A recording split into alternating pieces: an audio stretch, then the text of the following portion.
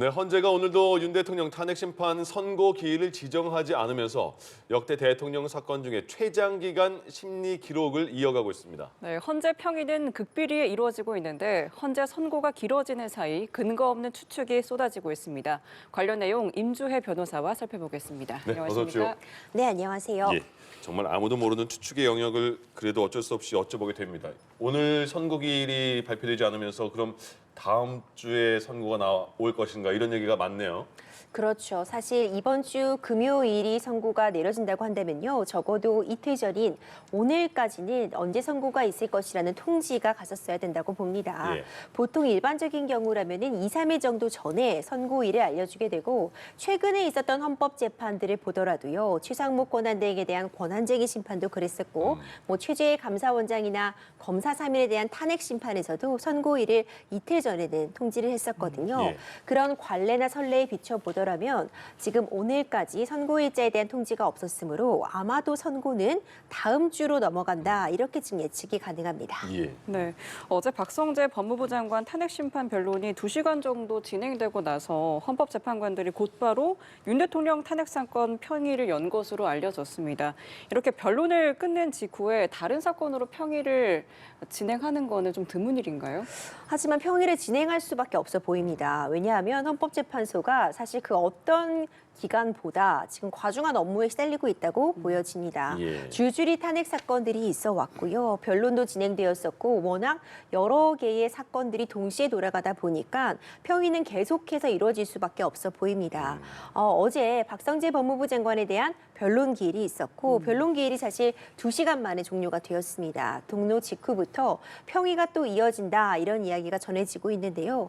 그만큼 지금 결론을 내려야 될 그런 사건들이 여전히 남아 있고 이에 대해서 재판관들이 결국 판결문으로서 국민들을 납득시킬 수 있는 국민들에게 충분히 설명이 될 수 있는 그런 판결문을 만들기 위해서 계속해서 고심을 하고 평의 결과를 거치고 있다 이렇게 평가할 수 있을 것 같습니다. 그럼 선고까지는 그럼 어떤 절차가 그럼 평의 계속하고 이제 선고하는 거예요? 절차가 뭐예요? 그렇죠. 사실 평의는 철저하게 비공개로 진행이 되고 그 내용 같은 부분이 공개되지 않기 때문에 어디까지나 추측의 영역에 들어가 있겠지만요. 예. 기본적으로 지금 재판관들이 이 여러 건의 이 탄핵 사건에 관련해서 의견을 교환하는 절차를 거쳤다고 봅니다. 예. 이 평의가 바로 그 의견을 교환하고 결국 토론하는 장이다 이렇게 보여지는데 최재우 감사원장에 대한 탄핵 심판이나 검사 3인에 대한 탄핵 심판 선고가 먼저 나온 것은 아마도 평의가 진행되는 와중에 해당 사건에 대한 결론이 먼저 도달한 것이 아닌가 이렇게 좀 예측이 되거든요. 예. 그러니까 결론에 먼저 도달한 순서대로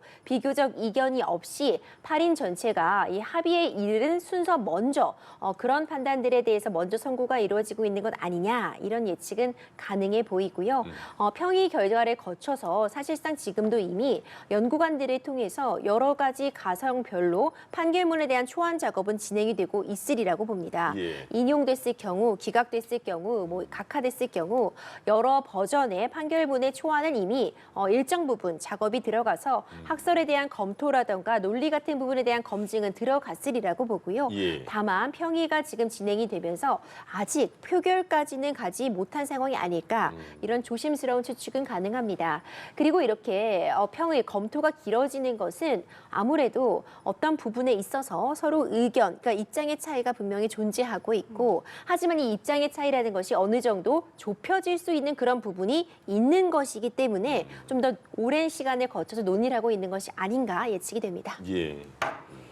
지금 이제 헌재가 국정 혼란을 고려해서 윤 대통령 탄핵에 대한 신속한 결정을 강조해 왔잖아요. 그럼에도 이렇게 선고일 지정이 늦어지는 이유가 뭘지 상당히 지금 여러 가지 해석이 나오고 있어요. 어떻게 보시고 있나요? 그렇죠. 당초 헌법재판소에서 이제 신속한 변론 진행을 굉장히 강조해 왔습니다. 그렇기 때문에 증인 신청 같은 부분도 제한되는 측면이 있었고 특히 초시계까지 동원이 돼서 신문 과정, 그 신문 시간 같은 부분도 좀 철저하게 계산을 하는 모습을 보여줬는데요.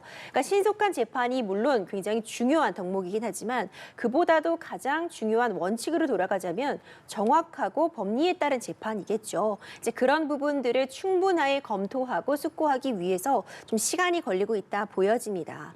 먼저 헌법재판소가 굉장히 여러 건의 사건을 진행했기 때문에 어떤 물리적인 시간이 필요해서 지금 선고가 좀 숙고가 길어진다 이런 부분도 충분히 고려할 수 있을 것 같고 물론 이 대통령에 대한 탄핵 심판이라는 그 사회적인 중요성, 그 파급력 이런 부분들을 고려해서 지금 현재 8인 체제의 재판관으로 구성이 되어 있기 때문에 최대한 8인의 일치되는 의견을 내기 위해서 의견들을 좀 조율하고 있는 과정이 있는 것 아닌가. 그리고 그 조율하는 과정 때문에 좀 숙고가 길어지는 거 아닌가 이런 추측도 가능합니다. 예. 그리고 마지막으로 사실 형사재판과 헌법재판은 완전히 별개의 재판이긴 하지만 윤석열 대통령에 대한 구속 취소 결정이 있었고 그 구속 취소 결정문에 보면 공수처의 수사권 문제라던가 절차적인 부분에 대해서 흠결 없이 가야 된다 이런 입장이 있었기 때문에 헌법재판소에서도 이런 절차적인 부분에 있어서 완전 무결성 이런 부분들을 좀 기하기 위해서 완벽한 논리를 구성하고 있는 과정이다. 저는 그렇게 보고 있습니다. 예. 사실 헌법재판소에서는 언제 선고를 할 거다는 예고도 안 했는데 그냥 언론이나 그 주변에서 3월 14일 날 할지도 모른다. 근데 늦춰지고 있다 이렇게 계속 예측하고 있는 거잖아요. 그러면 4월 18일이 문영배 이미선 재판관의 퇴임 날인데 그럼 4월 18일 전에는 하지 않을까 이런 생각은 들긴 들어요. 그렇죠. 우리가 흔히 이제 마지노선이라고 하잖아요. 저도 사실 조심스럽지만 적어도 이제 4월 18일 이전에는 나온다 이런 입장은 펴고 있습니다. 물론 계속해서 우리가 예측을 하는데 그 예측이 조금씩 뒤로 밀리고 있습니다. 당초에는 이번 주 금요일 유력하다 이런 입장도 있었지만 사실상 오늘 선고기일 통지가 되지 않으면서 이 부분도 다음 주로 넘어가는 것 아니냐 이런 추측이 가능하고요. 물론 선고기일을 언제까지 반드시 통지해야 된다는 법 규정은 없기 때문에 기습적으로 내일 통지를 하는 것도 가능은 합니다. 하지만 현실적으로 좀 계산을 해보자면 4월 18일에 문영배 이미선 재판관의 퇴임이 예정되어 있습니다. 그럼 현재 8인 체제인데 마흔역 후보자에 대한 임명도 아직은 이루어지고 있지 못해서 이 두 재판관이 퇴임하면 6인 체제가 됩니다. 이 6인 체제에서 적어도 변론은 진행이 될 수 있다고 해도 선고까지 6인 체제에서 가능할지는 또 헌법적으로 아직 논란의 대상이 될 수 있거든요. 그렇다면 헌법재판소에서는 적어도 더 이상의 논란은 양산하지 않기 위해 이 두 재판관의 퇴임 전까지는 함께 진행한 이 재판에 대한 결론은 낼 것이다. 이렇게 예측은 가능한데 아직까지 기간이 좀 남아 있잖아요. 아마도 그 전에 결론이 나오지 않을까 싶습니다.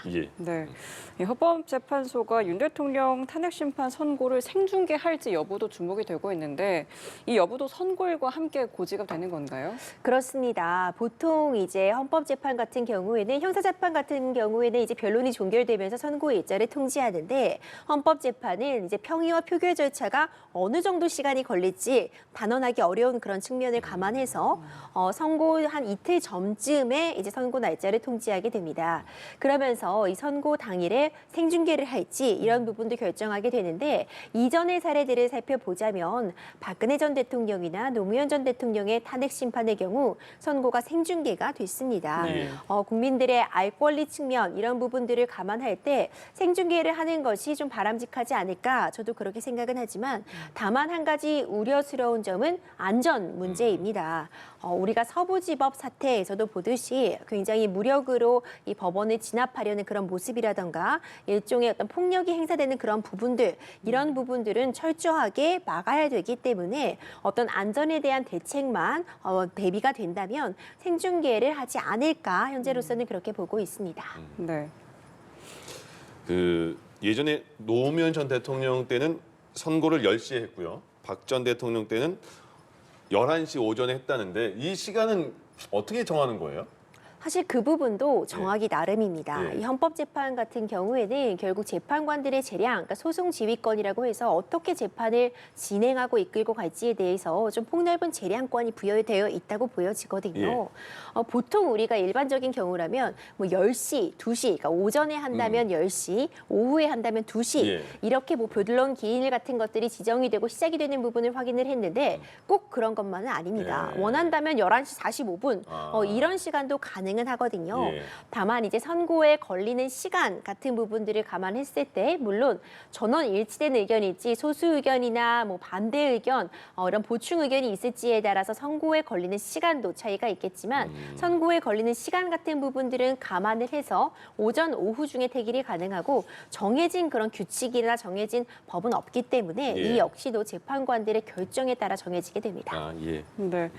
그리고 헌재가 윤 대통령 사건과 동시에 심리 중인 한덕수 총리의 탄핵 심판도 변수로 꼽히는데 이 두 사건을 연계해서 선고할 가능성은 어떻게 보세요? 가능성은 있습니다. 다만 판결문을 동시에 작성하는 것이 너무 부담스럽지는 않을까 이런 부분은 좀 우려가 됩니다. 그러니까 동시에 선고를 해야 된다, 동시에 선고할 것이다 이런 이야기가 나오는 것은 사실상 한덕수 총리에 대한 탄핵 사유 중에 하나가 이 12.3 비상계엄 선포 과정에서 공모를 하였다. 이와 관련해서 전차적인 흠결 부분을 좀 치유하기 위해서 공모한 측면이 있다. 이런 혐의가 좀 추가되어 있거든요.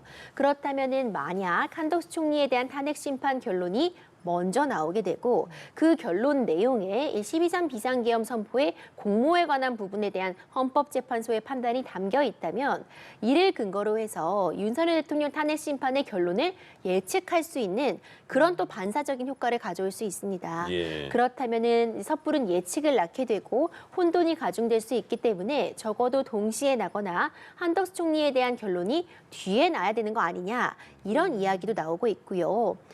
또 한 가지 또 이제 변수라고 한다면은 결국 판결문을 작성하는 데에는 꽤 시간이 들게 됩니다.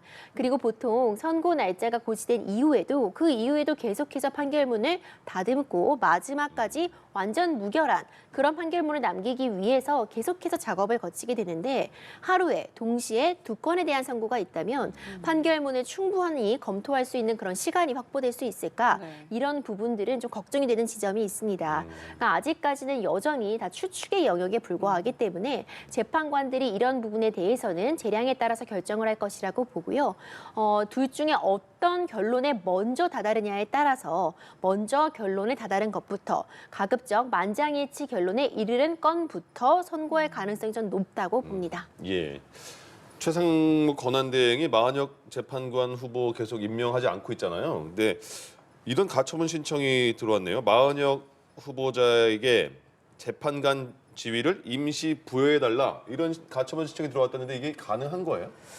사실 이제 인정이 될 가능성은 좀 낮다고 보여집니다. 예. 각하되지 않을까 이렇게 조심스럽게 예측이 되고 있는 상황인데요. 네. 일단 마은혁 후보자에 대한 임명 문제는 최상목 권한대행에 대한 권한쟁의 심판에서 이미 다뤄졌습니다. 헌법재판소의 결론은 사실 명백합니다. 마은혁 후보자를 최상목 권한대행이 임명하지 않은 것은 국회의 헌법재판관의 구성권을 침해한 것이다. 여기까지는 결론이 명확합니다. 그리고 최상목 권한대행은 헌법을 수호해야 한다. 헌법재판소의 결론을 따라야 한다. 이 부분까지도 명확합니다. 예. 다만 이런 결정이 있다고 해서 헌법재판소에서 마은혁 후보자를 헌법재판관으로 임명해 줄 수는 없습니다.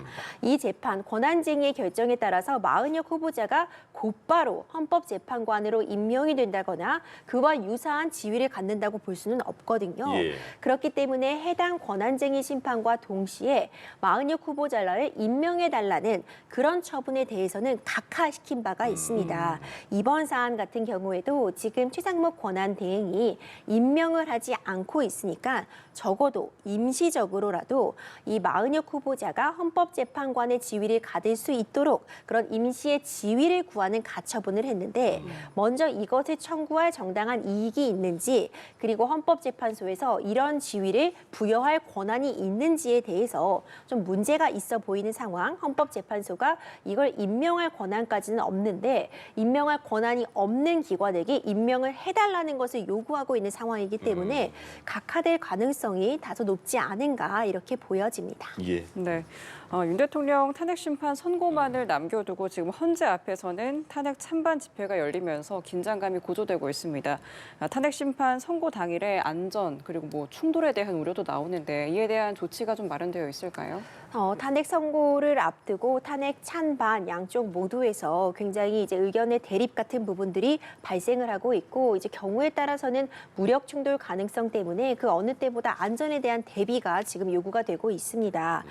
경찰 검찰은 윤석열 대통령 탄핵 심판 선고일에 기동대 14,000여 명을 배치하겠다고 밝혔고요. 네. 옥상 같은 부분도 통제하겠다. 완전히 이 헌법재판소 일대를 진공 상태로 만들어서 안전한 관리에 유의를 하겠다라는 입장을 밝히고 있는데 예. 그럼에도 불구하고 언제 어디서든 어떤 안전 관리 측면에는 구멍이 생길 수 있기 때문에 그 무엇보다도 시민의 안전을 좀 최우선으로 해야 되지 않을까 싶습니다.